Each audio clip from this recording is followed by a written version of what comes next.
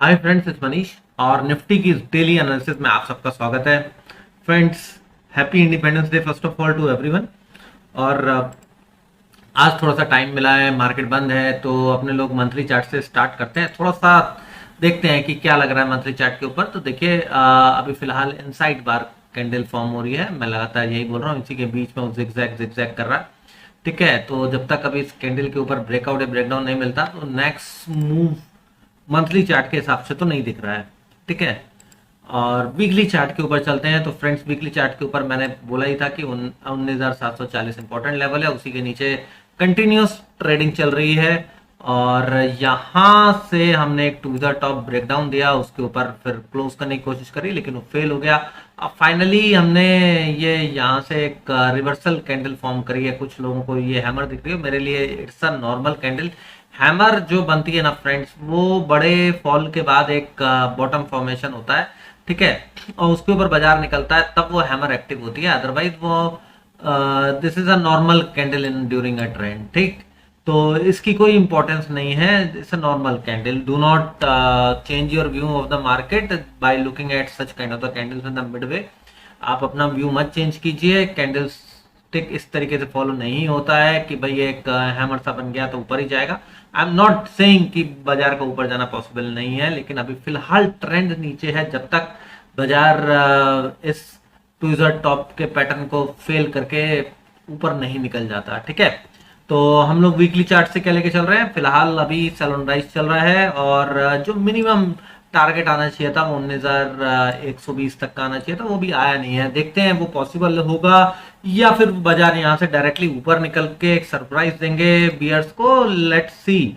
ठीक है, अब डेली चार्ट पे आते हैं। थोड़ा सा यहाँ पे और क्लियरली दिख रहा है आपको। क्या विजिबल हो रहा है फ्रेंड्स? ये सेल ऑन राइज चल रहा है, सेल ऑन राइज।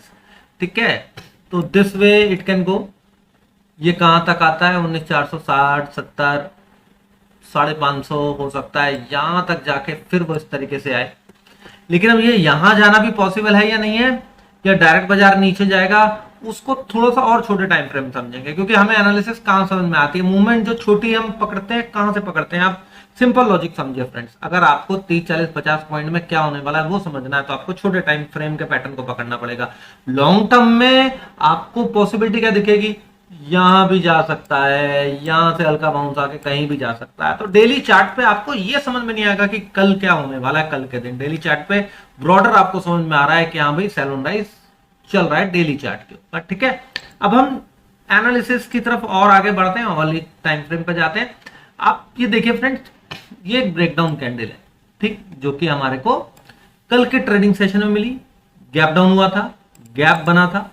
ठीक है, उसके बाद यहां से इसने क्या किया है, आप हाई देखिए 19,465। ये क्या है? ये एक ट्रेंड लाइन थी, उसको रीटेस्ट करके बाजार नीचे आ गया। ठीक, कहीं से भी बुलिश सिग्नल है, ये कहीं से भी ये एक ट्रेंड लाइन चल रही थी, राइजिंग ट्रेंड लाइन, उसको ब्रेक करके ये एक ऊपर आया। ठीक, कई लोगों के नजर में this is a horizontal support. कुछ लोग ये बोल के चल रहे हैं अरे नहीं नहीं नहीं नहीं जी, ये तो हॉरिजॉन्टल सपोर्ट है। ठीक है, अब भाई 19,300 के आसपास का। ठीक, चलिए मैं आप लोगों के लिए इस 19,300 के सपोर्ट को यहां पे मान लेता हूं। ठीक है, मैं यहां पे मार्क कर देता हूं, अगर किसी को लग भी रहा है।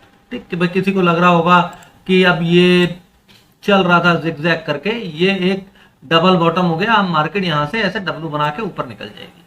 ठीक, इसी तरीके की सोच मोस्टली हमारे रिटेल ट्रेडर्स की होगी। प्रॉब्लम क्या है इस सोच के अंदर, मैं ये पहले एक्सप्लेन करता हूं। सोच के अंदर प्रॉब्लम ये है फ्रेंड्स कि इससे ना हम रिवर्सल पकड़ते हैं।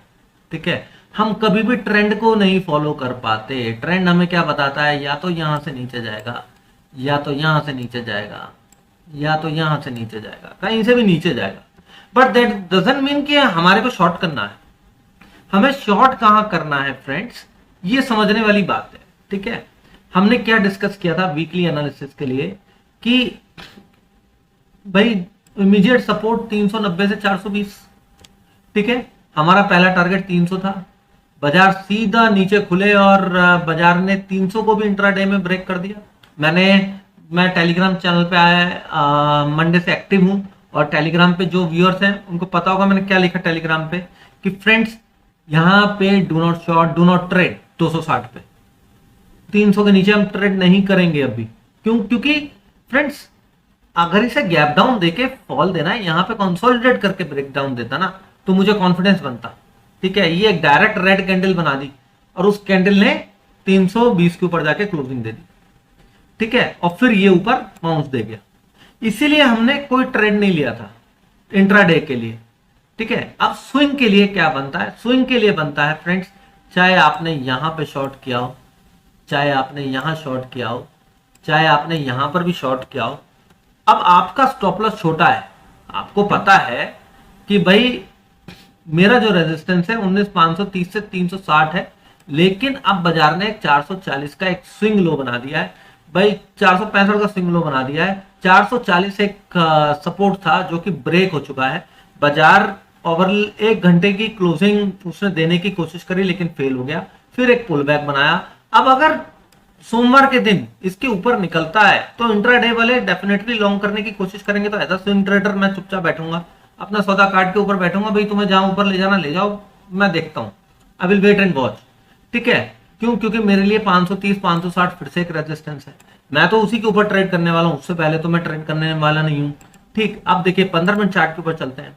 राइट, 5 मिनट चार्ट का तो मुझे जरूरत नहीं है एनालिसिस आज करने की, क्योंकि मैंने बता ही दिया कि इंट्राडे के अंदर मैंने यही बोला था कि इतनी बड़ी रेड कैंडल बनने के बाद कोई मतलब नहीं बनता। लेकिन हाँ, अगर किसी को स्कैल्प करना था इंट्राडे के लिए तो स्कैल्प कैसे करते हैं मैं वो जरूर बता देता हूं। कि देखिए जैसे ये रेजिस्टेंस है, ये क्रॉस हुआ, अब क्या पता यहां जाए नीचे आए, फिर से इसने बाजार ने अगला रेजिस्टेंस बनाया। अब जब ये ब्रेक कर दिया तो यहां पे कहां क्लोजिंग हुई? 350 के आसपास। यहां से आप देखिए कितनी बड़ी रैली मिली है हमारे को। ठीक है, तो ये रैली आप कैप्चर कर सकते थे, और ये मैंने ट्रेंड लाइन बनाई भी इसलिए जिससे कि आपको पता रहे कि हाँ ये बाजार उसके बाद जब ओवरबॉट हो गया था तो उसने केवल यहीं पे आके ट्रेंड लाइन पे सपोर्ट लिया। ठीक है, लेकिन ये तो इंट्राडे का मूवमेंट था ना फ्रेंड्स, इसके बेस पे आप पोजीशन कैरी तो कर नहीं सकते। तो अब कई लोगों ने पोजीशन कैरी भी करी होगी। ठीक है, तो मैंने यही बोला कि फ्रेंड्स इस तरीके के मूवमेंट्स पे पोजीशन कैरी मत करिए, इस तरीके से अपना व्यू माइंडसेट चेंज मत करिए। जब तक ब्रेकआउट नहीं मिलता तब तक हम सेल ऑन राइज पर आएंगे। बाय डिप्स करना है कहां करेंगे अब हम डिस्कस करते हैं 15 मिनट चार्ट के ऊपर। ठीक है, आई होप कि मैंने इतना माथा लगाया, इतना समझाया, आप लोगों को कुछ तो समझ आया होगा प्राइस एक्शन के बारे में, साइकोलॉजी के बारे में, कि एकदम से चेंज नहीं करते हैं कि एक दिन प्राइस जी ऊपर जा रहा तो अब तो बस सारी दुनिया बदल गई जी, अब अपर सर्किट ही लगेगा। नहीं, केवल पुल बैक होते हैं। इसी तरीके से पुल बैक को गॉक किया जाता है। This is in Iliad wave ABC move. ये देख लीजिए, A B C D E, ए हो गया, ये बी हो गया, this is a C, nothing else. ठीक है, कुछ नहीं है ये, और ये सस्टेन भी नहीं करा। जो हमारा लेवल है 19,430 का, 19,430 से लेकर 19,470 मैं हर वीडियो में बोलता हुआ आया, 19,430 19,470 सॉरी। तो अब क्या प्राइस एक्शन पॉसिबल है? ठीक है, इमीडिएट रेजिस्टेंस क्या है हमारा? 19,470। भाई उसके ऊपर निकल गया, चाहे गैप अप खुल के या फ्लैट ओपन होके निकल गया, मैं तो कॉल में बैठूंगा। ठीक है, दुनिया जाए भाड़ में, जिसे शॉर्ट करना शॉर्ट करे, जिसे लॉन्ग करना लॉन्ग करे, मैं कॉल में बैठूंगा। मेरा टारगेट होगा 19,510। अब मैं 20 पॉइंट वेट करूंगा। अब इस चैनल पे जो मैं बताता हूं, नो ट्रेड जोन कौन सा होता है वो बताता हूं हमेशा, जहां पे रिवर्सल पॉसिबल होता है। कोई नहीं बताता, कोई लेवल दे देगा, ये टारगेट ये टारगेट ये टारगेट ये टारगेट, ऐसे नहीं चलता काम। ऐसे तो 100 टारगेट मैं भी निकाल दूंगा फ्रेंड्स। बाजार एक टारगेट के ऊपर जाएगा फिर नीचे घूम जाएगा।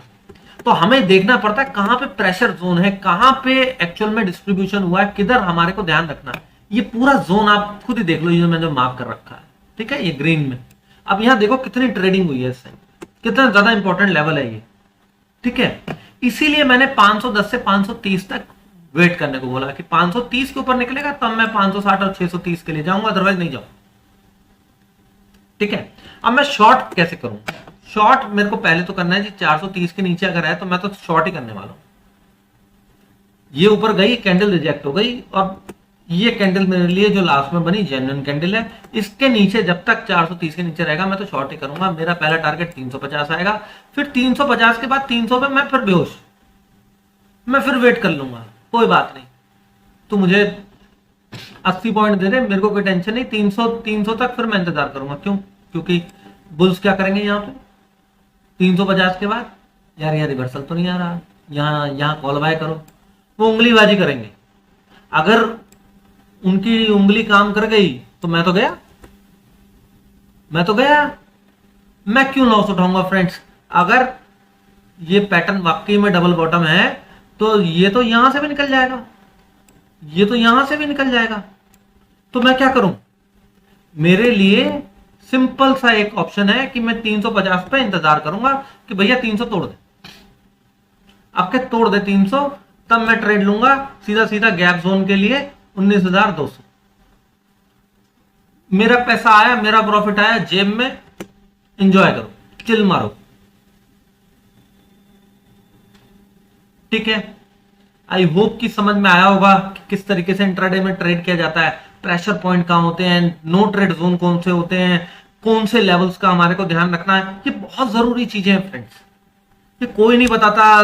लेवल कैसे निकालते हैं वो तक नहीं बताता, मैं तो ड्रॉ भी कर देता हूं। चलो लेवल आपको किसी चैनल से पता भी लग गया या किसी ने सोशल मीडिया पे डाल भी दिया, क्या करोगे लेवल का।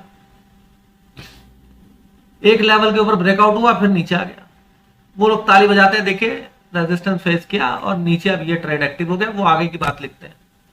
अरे भैया तूने तो मरवा दिया, नहीं समझ में आती उनको।